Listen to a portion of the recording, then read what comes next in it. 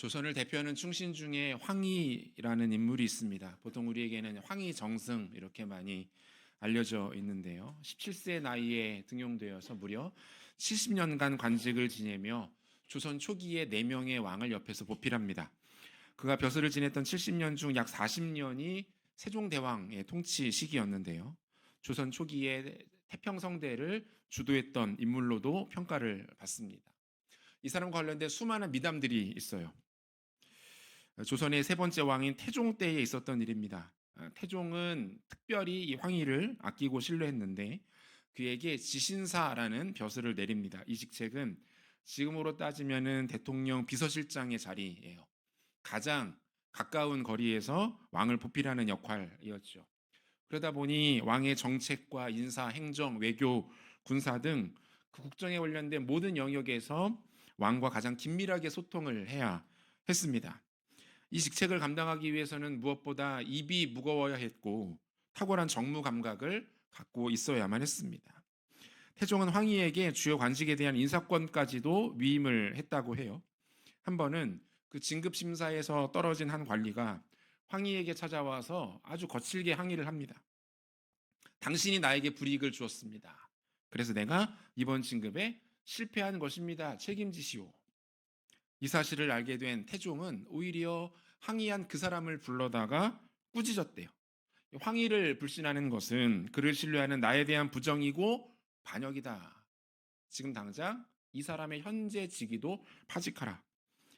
실제로 황희는 권력과 가장 가까운 거리에 있었기 때문에 수많은 정적들로부터 항상 공격의 대상이었습니다. 하지만 왕들이 보였던 한결과 같은 신뢰 그리고 세월의 검증을 통해서 그는 자신의 결백과 정직을 증명했습니다.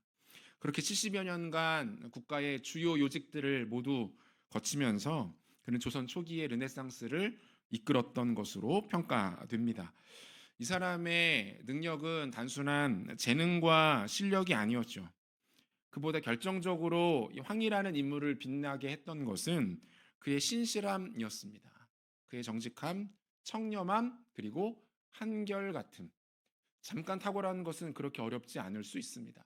하지만 오랜 기간 동안 자신의 순수함과 정직함을 지켜내는 것은 결코 쉬운 일이 아니기 때문입니다. 하나님도 우리에게 이거 기대하십니다. 하나님은 당신의 백성들이 신실하게 주님 앞에 서기를 원하십니다.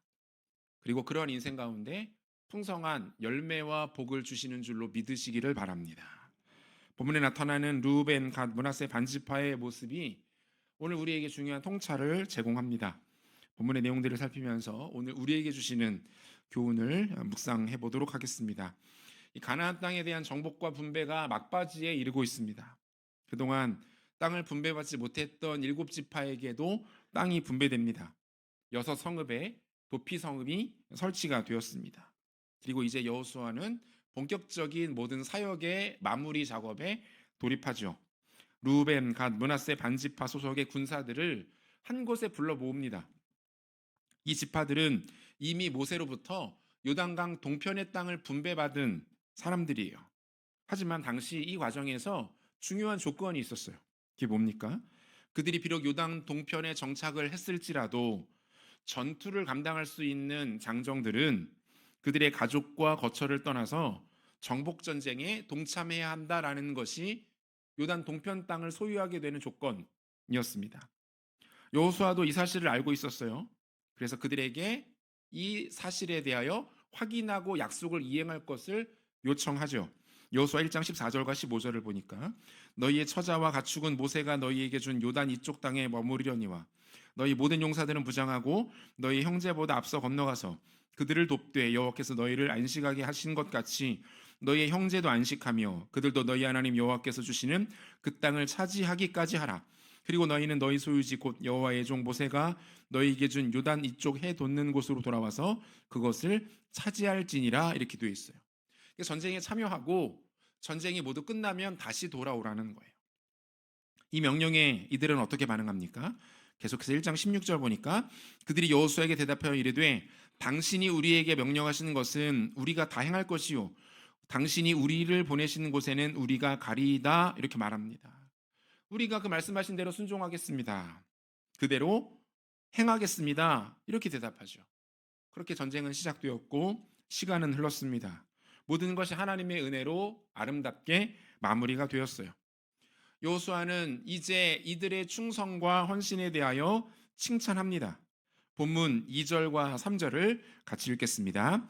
그들에게 이르되 여호와의 종 모세가 너희에게 명령한 것을 너희가 다 지키며 또 내가 너희에게 명령한 모든 일에 너희가 내 말을 순종하여 오늘까지 날이 오래도록 너희가 너희 형제를 떠나지 아니하고 오직 너희 하나님 여호와께서 명령하신 그 책임을 지키도다. 이렇게 말합니다. 너희가 신실하게 모든 약속을 다 지켰다라고 말하고 있는 거예요. 여러분, 그냥 이렇게만 보면 이 약속 지키는 것이 그리 어려워 보이지 않습니다. 그런데 조금만 생각해 보면 이 일은 대단한 일이에요. 아무리 짧게 잡아도 7년 이상의 시간이 흘렀습니다. 이 기간 동안 성인 남성들이 공동체와 가정을 비우는 거예요. 고대 사회에서 성인 남성의 역할은 매우 결정적이었습니다. 먼저는 공동체의 치안을 유지하는 일을 했습니다. 외부의 적들로부터 가족과 공동체의 생명과 재산을 지키는 것이 성인 남성들에게 주어진 역할이었어요. 평시에는 농사와 목축의 일들을 감당했습니다. 변변한 장비나 시설이 없었기 때문에 이 성인 남성의 노동력이 절대적으로 필요했죠. 이런 일들을 7년여간 할 수가 없었던 겁니다. 어디뿐입니까? 지금처럼 통신이나 교통이 발달하지도 않았습니다. 따라서 가족들과 그 시간 동안 생이별을 해야만 했던 거예요. 다른 지파들은 전투를 치르고 본대로 돌아오면 가족들이 있었습니다. 하지만 이들은 달랐어요. 가나안 정복 전쟁의 그 기간 동안에 이들은 마치 파병된 군인처럼 타지에서 외롭게 거해만 했던 것입니다. 약속을 지키기 위해서 이들은 자신들이 헌신하고 수고했을 뿐만 아니라 그들의 공동체와 가족들이 함께 이 일에 수고하며 동참했던 거예요. 이 모든 것을 잘 알고 있었던 여호수아는 이들을 크게 치하합니다. 본문 4절인데요. 같이 읽겠습니다. 이제는 너희 하나님 여호와께서 이미 말씀하신 대로 너희 형제에게 안식을 주셨으니 그런즉 이제 너희는 여호와의 종 모세가 요단 저쪽에서 너희에게 준 소유지로 가서 너희의 장막으로 돌아가되 이렇게 말합니다. 여호수아는 지금 충성하고 순종한 이 두 지파 반 사람들을 두 가지 내용으로 격려하고 있는 거예요. 하나는 너희가 단지 사람이나 공동체에 충성한 것이 아니라 너희는 하나님께 충성한 것이다. 이렇게 말합니다. 이들의 충성을 가장 영광스럽게 치하하고 있는 거예요. 사람 보고 한 것 아니다. 단순히 조직의 명예를 위해서 한 거 아니다. 너희들은 하나님께 충성하며 순종한 것이다. 이렇게 칭찬합니다. 두 번째는 뭡니까? 너희의 순종을 통해서 하나님의 복이 모든 이스라엘 공동체에게로 흘러갔다는 거예요. 너희들이 순종하고 충성했기 때문에 하나님이 그것을 귀하게 여기셔서 모든 이스라엘에게 복을 내리셨다라고 선언하고 있는 겁니다. 사도행전 27장을 보면 바울이 죄수의 신분으로 로마로 이송되는 내용이 나와요. 바울이 손발이 묶인 채로 한 상선의 가장 밑바닥에 갇히게 됩니다. 그를 태운 배가 지중해를 항해하던 중에 큰 광풍을 만납니다. 이 바람이 얼마나 거세고 사나웠는지 배가 곧 침몰할 위기에 놓입니다. 현장은 그야말로 아비규환이 되었고 사람들은 혼비백산했습니다. 이때 바울이 사람들 앞에 나서요. 그리고 이렇게 말하죠. 사도행전 27장 22절에서 25절까지 말씀인데 좀 길기 때문에 한 절씩 교독하도록 하겠습니다. 제가 먼저 읽습니다. 내가 너희를 권하노니 이제는 안심하라. 너희 중 아무도 생명에는 아무런 손상이 없겠고 오직 배뿐이리라. 내가 속한 바 곧 내가 섬기는 하나님의 사자가 어젯밤에 내 곁에 서서 말하되 바울아 두려워하지 말라. 내가 가이사 앞에 서야겠고 또 하나님께서 너와 함께 항해하는 자를 다 내게 주셨다 하였으니 그러므로 여러분이여 안심하라. 나는 내게 말씀하신 그대로 되리라고 하나님을 믿노라. 이렇게 돼 있어요. 여러분, 지금 이 상황을 어떻게 이해해야 합니까? 배가 침몰되지 않고 정상적으로 항해를 끝마칠 수 있었던 이유는 뭡니까? 배 안에 탄 사람 중에서 그 누구도 그 몸과 목숨이 상하지 않을 수 있었던 이 기적 같은 일들은 어떻게 일어나게 된 겁니까? 바울 때문이죠. 하나님께서 그 배에 타고 있는 바울을 보시는 거예요. 만에 하나 바울이 그 배에 타고 있지 않았다면 미안하지만 그 배는 하나님께 관심조차 받지 못했을 겁니다.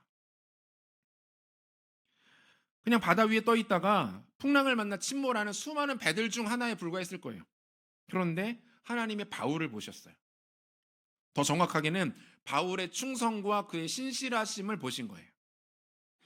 사실 이 항해는 모두가 반대했던 항해였습니다. 바울을 사랑하고 아끼는 이들이 모두 다 그를 뜯어 말렸어요. 선생님, 로마로 가시면 안 됩니다. 가면 죽습니다. 다시 못 돌아옵니다. 하지만 바울은 자신이 로마로 가는 것이 하나님의 뜻인 것을 알았습니다. 신실하게 그것에 순종합니다.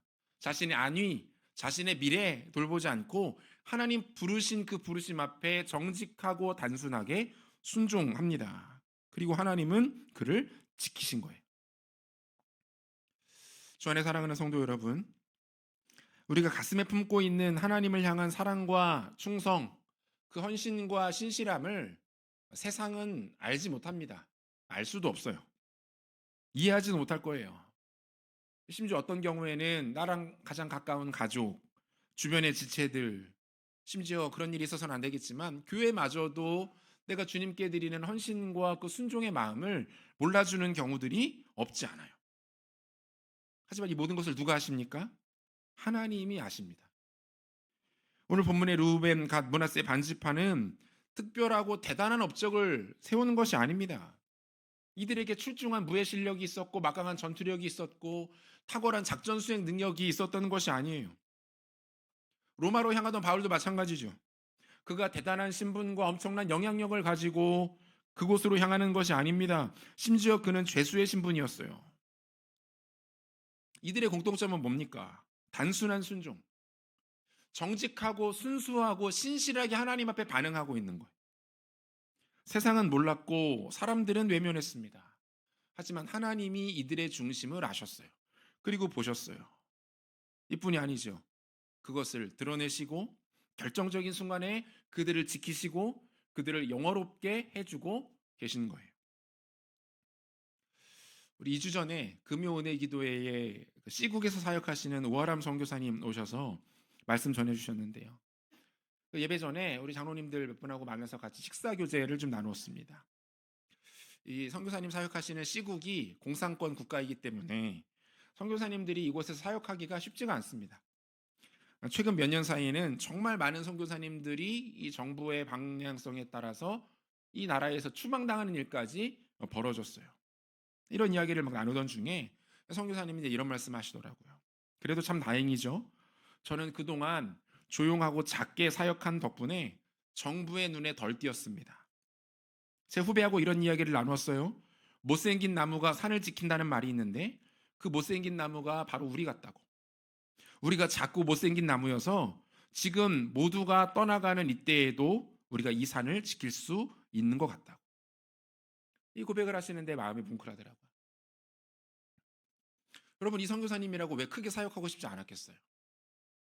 다양하게 사역을 펼치면서 많은 사람들을 불러 모으고 많은 사람들에게 인정받고 크게 이름이 나는 사역 왜 하고 싶지 않았겠습니까? 그런데 그렇게 하지 않은 거예요. 하나님이 자신에게 맡겨주신 역할이 무엇인지를 본 거예요. 하나님이 진짜 기뻐하시는 일이 어떤 것인지를 이분이 깨달은 거예요. 그저 겸손하고 묵묵하게 욕심 부리지 아니하고 하나님이 보내주시는 한 영혼 한 영혼을 돌보고 그들에게 복음을 전하고 작게 모여진 공동체를 돌보는 일들을 지속적으로 감당하시는 거예요.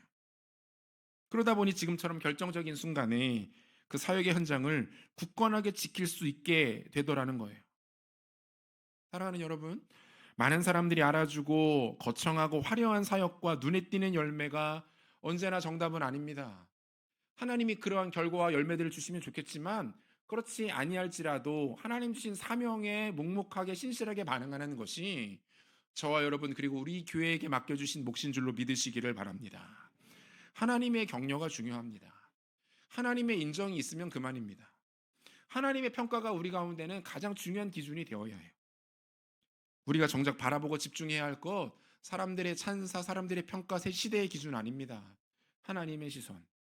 하나님께서 우리를 향하여 무엇이라 말씀하시는지 평가하시는지 그것에 마음을 두고 귀를 열고 반응하시는 지혜로운 종들 되시기를 소원합니다. 본문 3절을 다시 한번 보시면요. 오늘까지 날이 오래도록 너희가 너희 형제를 떠나지 아니하고 오직 너희 하나님 여호와께서 명령하신 그 책임을 지키도다 이렇게 돼 있어요. 여기서 이 책임이라는 단어가 히브리어로 미쉬 메레트라는 말인데 이 성경의 다른 부분에서도 이 미쉬 메레트라는 단어가 사용돼요. 그런데 이 미쉬 메레트라는 단어가 오늘 본문 외의 대부분은 직분, 직무라는 뜻으로 사용됩니다. 이게 무슨 뜻입니까? 르우벤 갓 므낫세 반지파가 하나님께서 맡겨주신 직분과 직무를 충성되게 감당했다는 거예요. 그들의 책임은 하나님 맡겨주신 직분, 하나님 세워주신 그 자리에서 충성하는 것이었고 그것을 끝까지 지켰다라고 말씀하고 있는 거예요. 사랑하는 여러분, 우리도 마찬가지죠. 하나님께서 우리에게 맡기신 교회 내에서의 다양한 직분들이 있어요. 또한 세상에서의 직무들이 있습니다. 이것을 얼마나 잘 감당했는가, 얼마나 성공적으로 수행했는가의 기준이 무엇입니까? 여러분, 그것은 결과와 실적이 아닙니다. 세상의 평가, 사람들의 인정, 겉으로 드러나는 객관적인 지표가 전부가 아니에요. 오히려 더 중요한 것은 무엇입니까? 하나님께서 보시는 과정과 중심이에요. 한 방향으로의 오랜 순종의 모습을 하나님 기대하시고 지켜보신다는 거예요. 하나님께서 나에게 맡겨주신 교회 내에서의 직분에 우리가 얼마나 신실하게 순종했는가.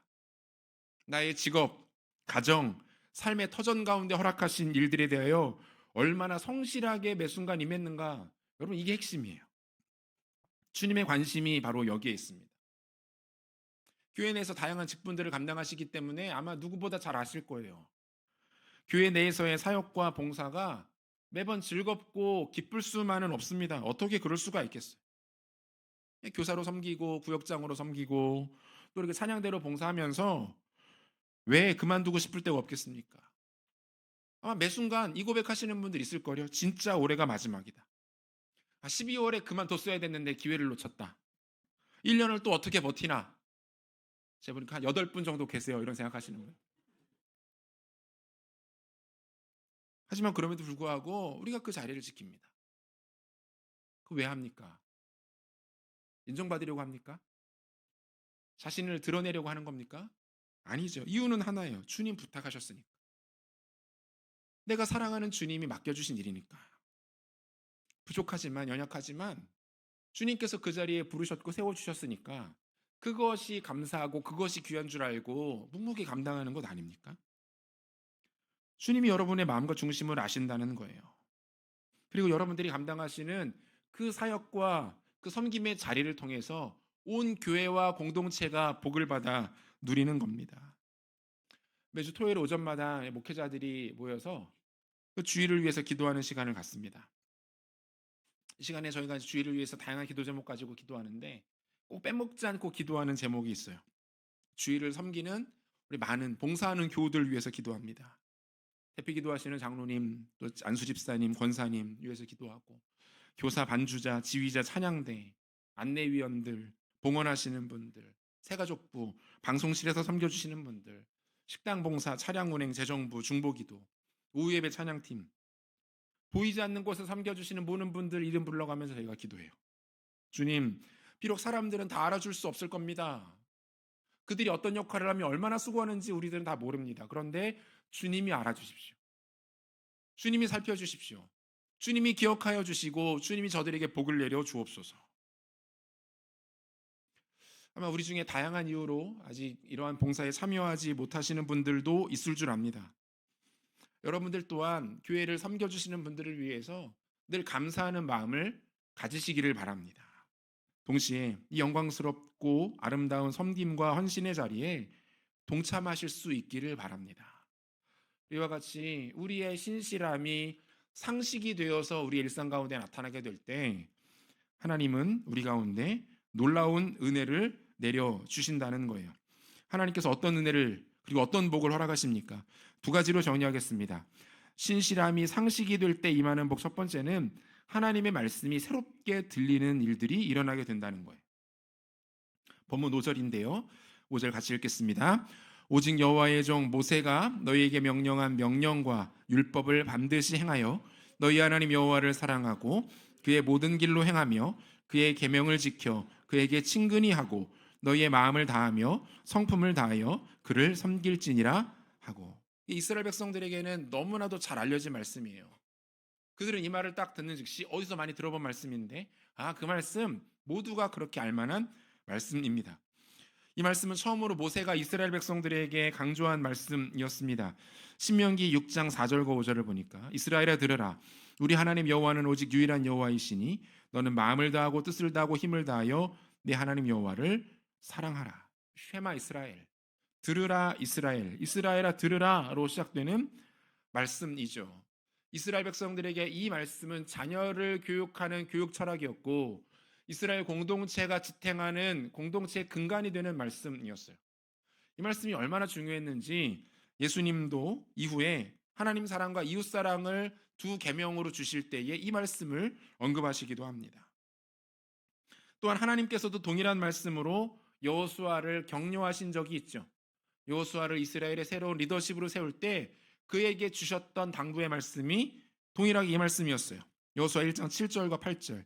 오직 강하고 극히 담대하여 나의 종 모세가 내게 명령한 그 율법을 다 지켜 행하고 우로나 좌로나 치우치지 말라. 그리하면 어디로 가든지 형통하리니 이 율법책을 내 입에서 떠나지 말게 하며 주야로 그것을 묵상하여 그 안에 기록된 대로 다 지켜 행하라. 그리하면 내 길이 평탄하게 될 것이며 내가 형통하리라. 다 같은 맥락의 말씀이 선포되고 있는 거예요. 여러분 뭡니까? 하나님 말씀에 순종하되 마음과 중심을 다하라는 거예요. 지금 이 말씀이 주신 사명을 충성되게 감당하고 다시 자신의 공동체와 가족에게로 돌아가는 르우벤과 갓 므낫세 반지파에게 다시 들려지고 있습니다. 이미 알았던 말씀이에요. 근데 하나님께서 다시 이들에게 강조하십니다. 이 말씀을 들을 때에 그들의 마음이 뜨거워졌을 것이고 돌아가서도 우리가 주의 말씀에 충성하며 살아야겠다라는 결단을 했을 것이고 이 말씀이 그들을 지키는 은혜를 경험하게 되었을 거예요. 사랑하는 성도 여러분, 우리 중에 이 말씀의 은혜를 사모하지 않는 분은 아마 없을 겁니다. 그런데 여러분 그거 아십니까? 말씀의 은혜는 신실하고 성실한 자들에게 더 크게 임합니다. 영적인 부익부 빈익빈이 존재하더라는 거예요. 하나님 말씀을 사모하고 성실하고 신실하게 말씀 앞에 서는 자들이 더 많은 은혜를 받고 그렇지 못한 분들은 더 영적으로 자라나지 못하는 것들을 많이 보게 돼요. 그러므로 중요한 것이 무엇입니까? 성실하게 반응하는 것이 매우 중요합니다. 시간과 장소를 내어드려야 합니다. 말씀을 듣기 위해서, 읽기 위해서, 묵상하기 위해서 우리의 시간과 장소와 우리의 열정을 드리는 일들이 지속적으로 나타나는 것이 너무너무 중요하다는 거예요. 성실한 자들이 더 풍성한 은혜를 받더라는 겁니다. 저는 제자 훈련을 할 때 암송을 비교적 중요하게 생각합니다. 한 번은 훈련생들에게 암송 과제를 좀 많이 내줬어요. 몇 주간 시험 본 내용들을 쭉 누적해서 한 번에 12구절을 외워오도록 했습니다. 이렇게 들으면 별거 아닌 것처럼 들리지만 굉장히 쉽지 않습니다. 12구절 쭉 외우는 게. 12구절을 다 외워서 흰 종이에서 쭉 써내려 가는 거예요. 이제 시험을 친 적이 있어요. 이때 한 형제가 유일하게 이 시험에서 만점을 받았어요. 이 형제 간증이 기가 막힙니다. 형제가 회사를 출근하는데 집에서 회사까지 지하철로 한 40분 정도 걸린대요. 그전에는 지하철 타자마자 누구나 그렇듯이 스마트폰을 꺼내서 그걸 보면서 출근길 시간을 때웠다고 합니다. 뭐 좋은 거 받겠습니까? 그냥 재미있는 거, 별 의미 없는 것들, 시간 때우는 것들 받겠죠. 그런데 암송을 해야겠다고 생각한 이후에 스마트폰 대신에 암송 구절이 적힌 종이를 손에 들었습니다. 그걸 매일 출퇴근길마다 그 말씀을 쳐다보고 암송하고 묵상하고 또 쳐다보고 암송하고 묵상하고 그렇게 하루의 시작과 끝을 말씀으로 열고 마무리했더니 회사 생활이 달라졌다는 거예요. 그전에는 회사에 출근하자마자 피곤하고 머리가 아프고 무기력하고 그런데 말씀과 함께 회사에 출근했더니 생기가 돌더라는 거예요. 머리가 맑아지더라는 거예요. 마음이 평안해지고 만나는 사람들마다 기쁨으로 그들을 대할 수가 있었다는 거예요. 그리고 이후에도 출퇴근 시간을 의미 있는 시간으로 활용하는 좋은 습관이 자신에게 생겼다라고 고백하는 것을 들었어요. 사랑하는 성도 여러분, 우리 인생 가운데 하나님의 말씀이 쌓이게 되면 놀라운 일들이 일어납니다.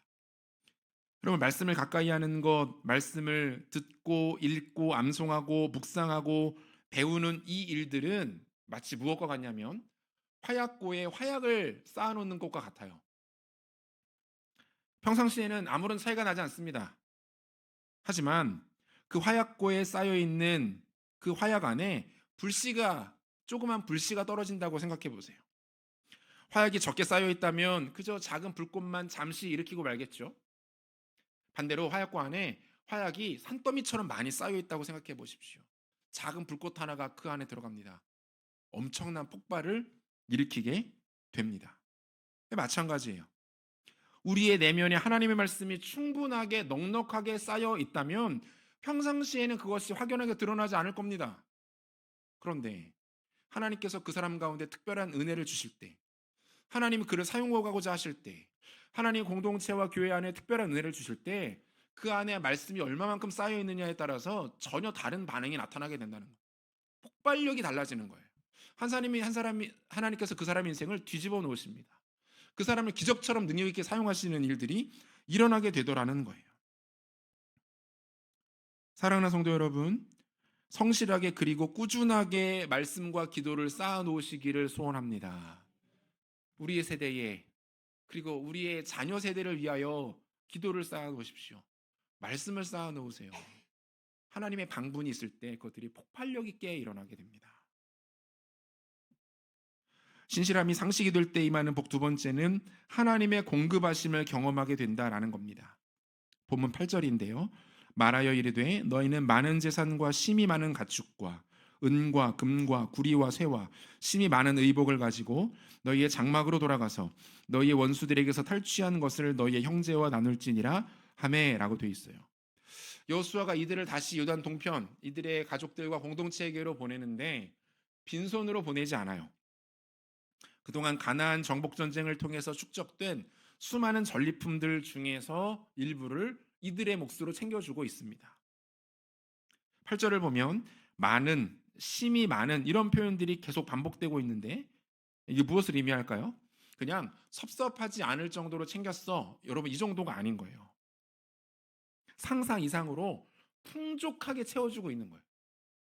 우리가 이렇게 많이 받아도 되나? 와, 이렇게 많은 양을 그들이 감탄할 정도로 넉넉하게 챙겨주고 있는 거예요. 물론 이들이 처음부터 이런 전리품을 목적으로 전투에 참여한 것은 아닙니다. 이들은 용병이 아니었죠. 하나님 사랑했기 때문에 말씀에 순종하는 것이었어요. 자신들에게 주님이 가장 소중했기 때문에 그 주님의 부탁을 거절할 수가 없었기 때문에 전투에 참여한 겁니다. 이러한 백성들에게 주님이 어떻게 하십니까? 주님의 방식으로 이들의 몫을 챙겨주십니다. 주님께서 이들이 생각한 것보다 더 크고 풍성한 것으로 이들을 섬겨주시는 것들을 보게 돼요. 사랑하는 성도 여러분, 이 땅을 살아가는 모든 하나님의 백성들은 반드시 이 사실을 기억해야 합니다. 하나님께서 챙겨주십니다. 하나님의 회계 장부가 따로 기록되고 있다는 거예요. 이 장부는 분식 회계가 아닙니다. 하나님 방식의 회계, 신식 회계예요. 하나님 방식대로 정리되고 결산되는 회계 장부가 있다는 거예요. 하나님이 여러분들의 인생을 책임져 주실 줄로 믿으시기를 바랍니다. 하나님이 갚아주십니다. 하나님이 책임지시는 영역이 있음을 우리가 절대로 잊지 말아야 합니다. 우리가 잘 아는 야곱이라는 사람, 교묘하고 약속 바른 사람이었죠. 그의 이름 자체가 빼앗다, 속이다 이런 뜻을 갖고 있어요. 형을 속이고 아버지를 속였습니다. 다른 이들을 속이고 자신의 이익을 챙기는데 아주 능한 사람이었어요. 이 일들로 인해서 그는 집을 떠나 나그네 생활을 하게 됩니다. 그러던 중에 만난 사람이 바로 외삼촌 라반이었죠. 우리가 보통 임자 만났다 이런 표현 쓸 때가 있죠. 천적을 만났을 때, 자기보다 훨씬 고수의 사람들을 만났을 때, 내 힘과 능력으로는 도무지 어떻게 해볼 수 없는 강한 상대를 만났을 때 임자 만났다. 뭐 이런 표현 씁니다. 야곱에게는 라반이 그야말로 임자였고 천적이었던 거예요. 평생 누군가를 속이고 자신의 이익을 챙겨온 야곱이 이제는 어떻습니까? 라반에게 속임을 당하고 실컷 이용당하기 시작합니다. 근데 야곱이 이 과정을 통해 한 가지를 깨닫게 돼요. 아, 하나님께서 나에게 주시는 연단과 훈련이구나. 이 억울하고 말도 안 되는 상황이 하나님께서 나에게 허락하신 과정이구나. 그가 이것을 깨닫게 됩니다. 내가 그동안 이렇게 살아왔구나. 나 때문에 이처럼 많이 힘들었던 사람들이 있었겠구나. 내가 이제는 오히려 반대로 당하고 있구나. 이것을 깨달은 야곱은 이 모든 것을 그저 묵묵히 받아들입니다. 다 감내해요. 외삼촌에게 속아서 자신이 원했던 라헬이 아닌 레아를 아내로 맞이합니다. 자신이 원했던 라헬을 아내로 얻기 위해서 또다시 7년을 노예처럼 일합니다. 이후에도 라반의 계략은 계속됐어요. 수시로 품삯을 달리했고 말 바꾸기를 쉬지 않았어요. 그럼에도 불구하고 야곱은 견딥니다. 버텨내요. 인내합니다. 여러분, 이 일이 어떻게 가능했을까요? 그가 하나님의 장부를 바라보고 있었기 때문에 그래요. 내 장부와 내 잔고는 계속 적자인데 그가 하나님의 장부를 바라보았더니 하나님께서 거기에 차곡차곡 모아주시는 것들이 보이더라는 거예요. 그가 결국 아내들에게 하는 고백을 한번 들어보죠. 창세기 31장 6절에서 9절까지 말씀 보니까 그대들도 알거니와 내가 힘을 다하여 그대들의 아버지를 섬겼거늘 그대들의 아버지가 나를 속여 품삯을 10번이나 변경하였느니라. 그러나 하나님이 그를 막으사 나를 해치지 못하게 하셨으며 그가 이르기를 점 있는 것이 내 삭시 되리라 하면 온 양떼가 낳은 것이 점 있는 것이요 또 얼룩무늬 있는 것이 내 삭시 되리라 하면 온 양떼가 낳은 것이 얼룩무늬 있는 것이니 하나님이 이같이 그대들의 아버지의 가축을 빼앗아 내게 주셨느니라. 이게 뭐라고 말합니까? 그대들의 아버지 외삼촌 라반을 말해요. 라반이 자신을 속여서 품삯을 무려 10번이나 변경했다 이렇게 말합니다. 여기서 10번은 딱 10회가 아니라 수시로 수차례 바꿨다는 거예요. 이 정도면 사기에 가깝죠. 그런데 하나님이 이 과정 가운데 개입하십니다. 라반은 확률이 극히 낮은 상황을 설정해서 최대한 자신에게는 유리하게 만들고 야곱에게는 불리하게 만들어요. 어떤 룰을 정합니까? 양이나 염소가 새끼를 낳게 되면 쉽게 말해서 돌연변이가 나오면 네 거, 정상적인 새끼가 나오면은 내 거. 돌연변이가 얼마나 나오겠어요? 나와도 가뭄에 콩나듯이 나오지 않았겠습니까? 그건 너 거. 정상적인 건 내 거. 그런데 놀라운 일들이 일어나죠. 양과 염소가 새끼를 낳는 족족 야곱에게 유리한 조건인 돌연변이들만 계속 나오더라는 거예요. 뭡니까? 하나님의 장부가 기록되고 있는 거예요. 주님이 챙겨주시는 거예요. 신실하게 그리고 묵묵하게 하나님의 방식을 인정하고 모든 상황 가운데 충성한 야곱을 위해서 하나님께서 더 큰 은혜를 베풀어 주시는 것을 경험하게 되는 거예요. 사랑하는 성도 여러분, 하나님의 방식이 있음을 신뢰하시기를 바랍니다. 아무리 세상이 우리를 향해서 바보 같다고 미련하다고 어리석다고 조롱해도 하나님 앞에 정직하고 부끄럽지 않게 우리에게 주어진 일들을 감당하면 하나님의 장부가 우리 가운데 펼쳐집니다. 상상할 수 없는 방법으로 세상에 유통될 수 없는 방식으로 하나님의 그 백성들을 돕고 챙기시는 은혜들을 경험하게 될 것입니다. 하나님께서 신실하고 정직하게 반응하는 주의 백성들을 절대로 섭섭하지 않게, 아니 거창하고 능력 있게 창대하게 채우시고 돌보실 것을 믿음으로 바라보시는 성도님들 되시기를 소원합니다. 말씀 뵙겠습니다. 하나님께서 오늘 우리에게 기대하시는 것 신실함입니다. 진리와 생명 되시는 하나님 말씀 굳게 붙잡고 주님 길을 기쁨으로 따라가는 거예요. 그때에 우리는 말씀의 능력을 경험하게 될 겁니다. 하나님의 말씀이 얼마나 달콤하여 우리를 살게 하는지, 우리의 인생을 평탄하게 만드는지, 또한 하나님의 공급하시는 손길을 맛보게 될 겁니다. 세상의 얄팍한 방식 따라가지 마세요. 하나님 앞에 부끄러움 없이 반응하시고 결단하시고 선택하십시오. 하나님의 기적적인 방식이 여러분들 삶 가운데 놓였음을 믿으시고 신실하게 주어진 삶을 믿음으로 걸어가시는 지혜로운 종들 되시기를 우리 구주 예수 그리스도의 이름으로 축원합니다.